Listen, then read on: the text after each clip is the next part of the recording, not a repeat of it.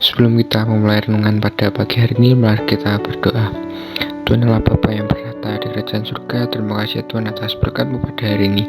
Sebentar kami akan mendengarkan firman-Mu ya Tuhan. Semoga firman-Mu selalu ada dalam hati kami dan kami bisa lakukan dalam kehidupan kami sehari-hari.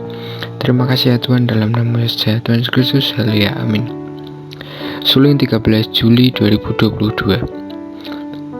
Mabuk Roh Kudus. Bacaan Alkitab Kisah Para Rasul 2 ayat 1-40.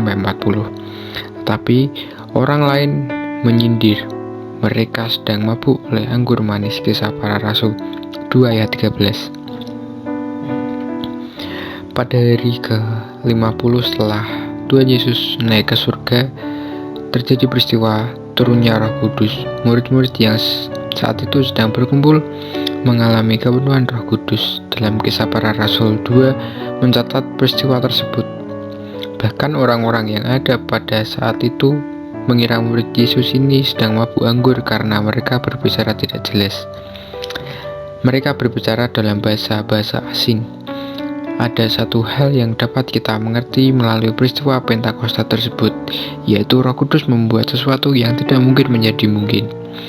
Roh Kudus membuat para murid pada waktu itu dapat berkata-kata dalam bahasa asing, sehingga firman Tuhan yang disampaikan dapat dimengerti oleh setiap orang dari berbagai daerah.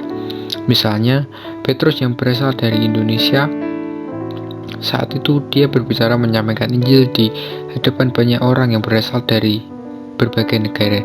Tetapi, banyak orang tersebut mendengar suara Petrus yang berbicara dalam bahasa mereka. Orang Inggris mendengar Petrus berkhotbah dalam bahasa Inggris. Orang Arab mendengar Petrus berbicara berbahasa Arab. Orang Cina mendengar Petrus berbicara dalam bahasa Cina. Padahal Petrus hanyalah seorang nelayan yang tidak mungkin belajar banyak bahasa asing tersebut. Roh Kudus membuat sesuatu yang tidak mungkin menjadi mungkin. Mabuk anggur tentu tidak dibenarkan, tetapi kita harus mabuk Roh Kudus. Dalam arti kita perlu senantiasa dipenuhi oleh Roh Kudus.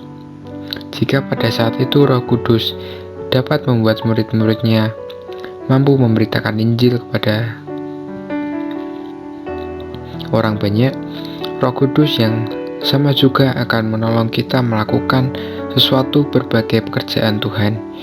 Kita pun dipanggil oleh Allah yang sama, yang juga mencurahkan Roh Kudus-Nya ke atas kita, supaya kita oleh kuasa Roh Kudus itu juga menjadi saksi-saksi Kristus yang tangguh.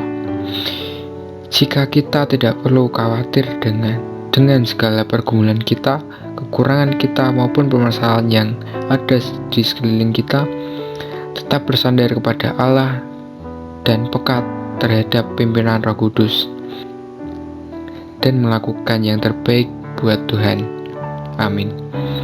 Serahkanlah hidup kita kepada pimpinan Roh Kudus, maka Roh Kudus akan menolong kita untuk menjadi saksi-saksi Kristus yang indah.